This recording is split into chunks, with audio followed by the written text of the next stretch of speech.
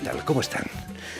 Como todas las capitales del mundo, París evoluciona sin cesar y uno de esos cambios en la fisonomía de la capital es el 360 Music Factory, centro dedicado a la música, dotado de una sala de conciertos, locales de ensayos e incluso apartamentos para artistas en residencia. Y este jueves, 14 de octubre, el 360 Music Factory acoge el festival Mir Jazz Days, que se abre con la actuación del quinteto del saxofonista cubano Ricardo Izquierdo, formación en la que encontramos nombres como el del pianista Sergio Gruz o el percusionista Orlando Poleo, sin olvidar a Gildas Bolsé al contrabajo o a Fabrice Moreau a la batería.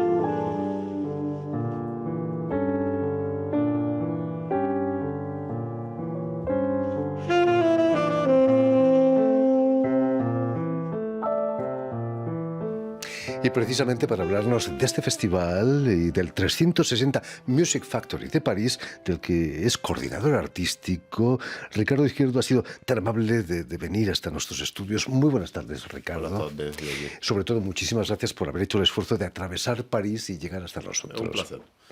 Permíteme que explique a nuestros escuchantes, como se dice ahora en España, que has nacido en la ciudad cubana de Matanzas en 1978, de la que precisamente este 12 de octubre se cumplen 328 años de su fundación.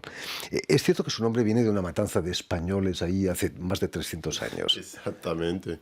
Fue una gran batalla que hubo entre esclavos y españoles. Los españoles. Claro, por supuesto. Sí, en la bahía, dentro de la bahía de Matanzas. Fue un desastre. Matanzas es una bella ciudad. Es una muy linda ciudad donde hay mucha tradición africana de voces y percusión.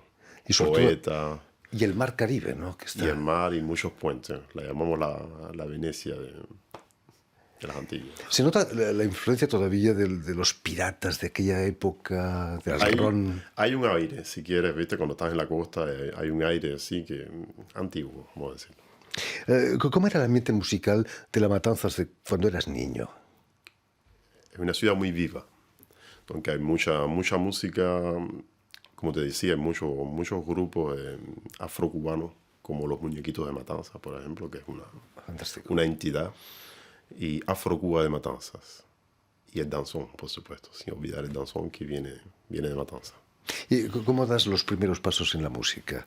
¿La familia te empuja, quizás? La familia sí me empujaba, pero no era nada obligado, todo era muy natural, y mi padrastro, el que me crió, era saxofonista.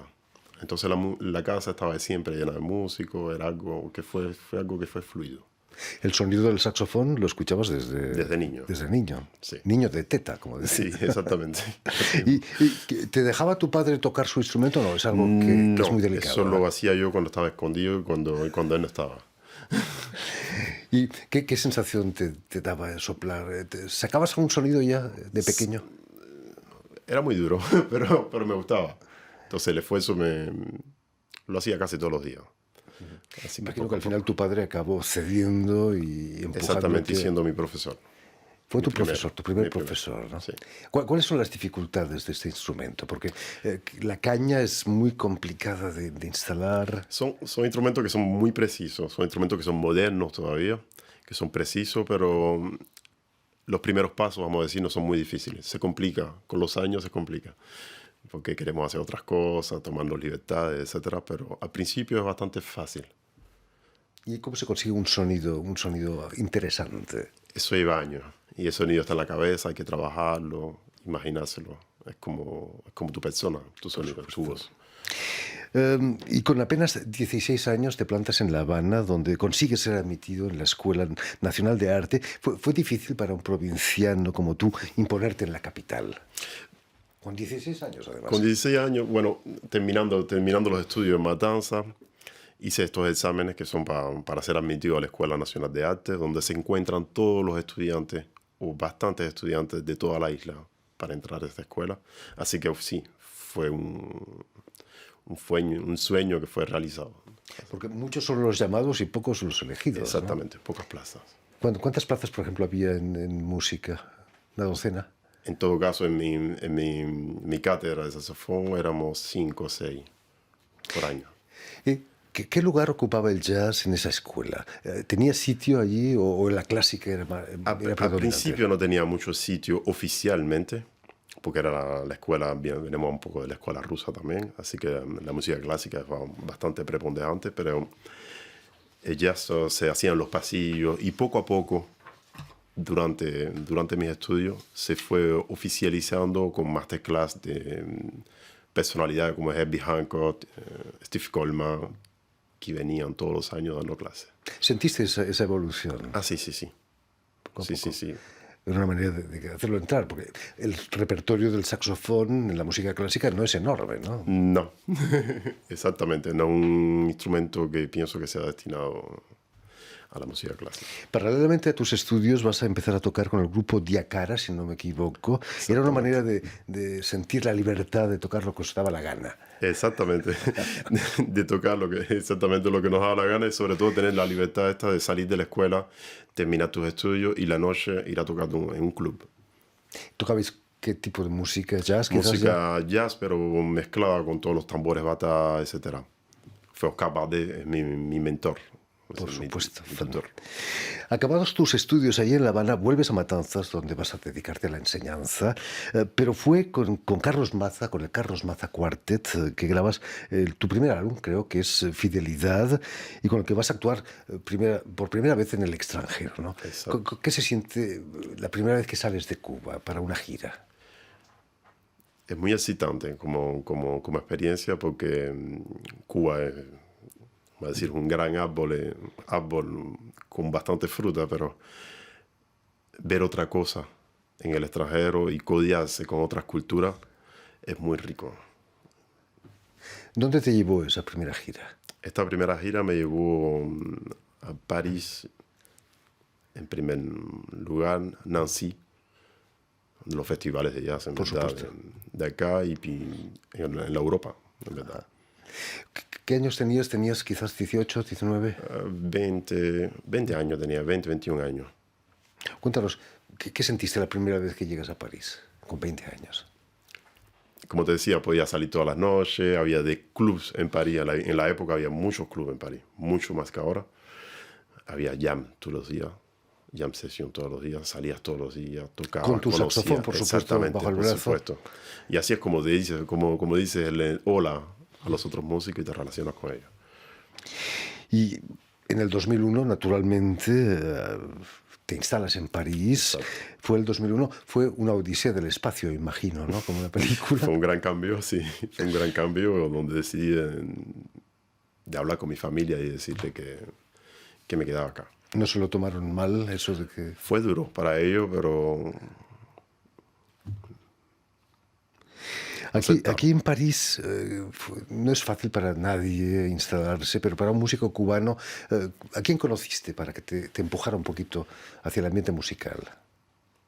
En verdad, como venía bastante con los festivales, las giras anteriores, todo se fue haciendo de manera fluida, con mucho trabajo, por supuesto.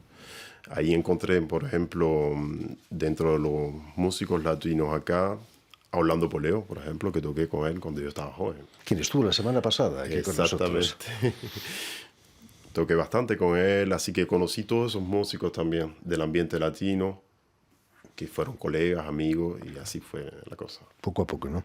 En el 2003 vas a formar parte del proyecto del guitarrista cubano Pedro Luis Carmona, Expresión Band Proyecto, con Eric Pujar a la guitarra y el percusionista también cubano Sergio León Rufín. ¿Cómo fue ese proyecto? Era el primer proyecto serio aquí en Francia, ¿no? Exactamente. proyecto lleno de composiciones originales de Pedro Luis. Y un proyecto que no duró mucho, pero que fue un bon vivier. Sí, fue un vivero, un buen Sí, vivero, sí, un buen vivero. para lo Sí. que pasó luego, ¿no? Sí. Una de las grabaciones que has hecho, también una de tus últimas grabaciones, la bautizas Ants, que es hormigas en inglés. Exacto.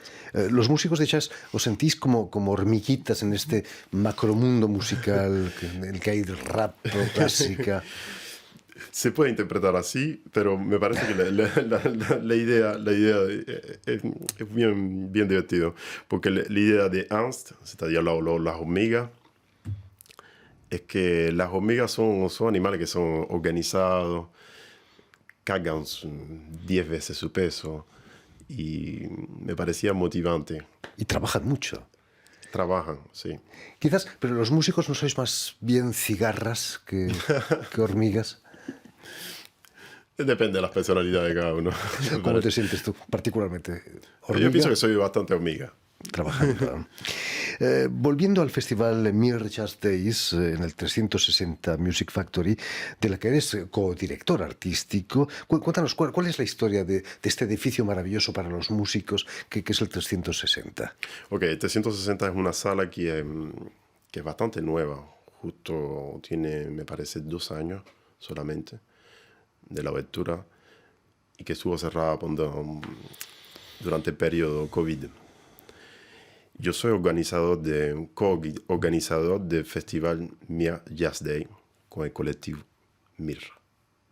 Es una sala que tiene financiación municipal, imagino, ¿no? Sí, de la mairie de París y una parte que es privada.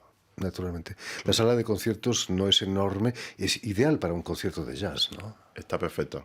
Una sala muy acogedora, calurosa, chica, pero no tan... Actúas con tu quinteto que has bautizado Esperanza. Después de tu disco Fidelidad, no queda otra que la esperanza, ¿no? Sí, bueno, hice un disco a mi nombre que se llama Ida en el 2014, que fue en cuarteto, después con los Ants y ahora Esperanza.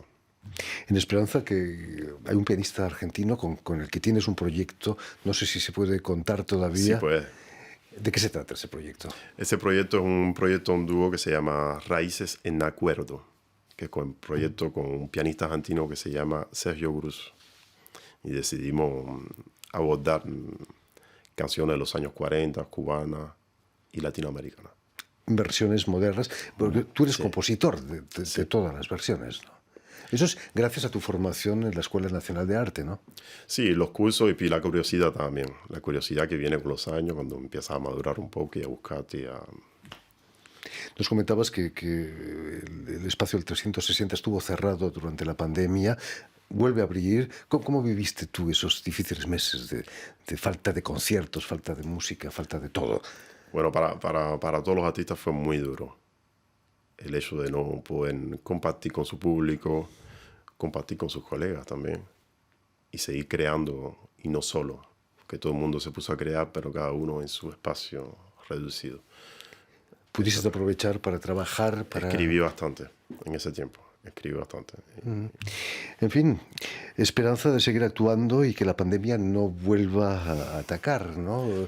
¿Sientes que hay una especie de optimismo en el público? ¿Has actuado ya desde entonces? Sí, imagino, por ¿no? supuesto. Y el público está muy entusiasmado con encontrar la música en De vivo. nuevo. De nuevo. Esto es un poco la libertad. Por supuesto. ¿Qué podrías subrayar de este festival que dura 3 días, 14, 15 y 16 de octubre? Aparte, naturalmente, de Esperanza y de Ricardo. Aparte de mi proyecto, tenemos una programación que será muy rica en diversidad. Quiere decir que hay artistas que vienen de Nueva York, de Chicago, de Francia, belgas como David Lynch cantando, Gregory Privat con su trío y el pianista cubano David Vireles, que viene de New York. Pues será fantástico. En fin, pues ya lo saben, a partir de este 14 de octubre, el 360 Music Factory va a acoger el festival Mir Jazz Days que se va a abrir con la actuación del quinteto del saxofonista cubano Ricardo Izquierdo. Muchísimas gracias, Ricardo, por haber estado aquí con nosotros.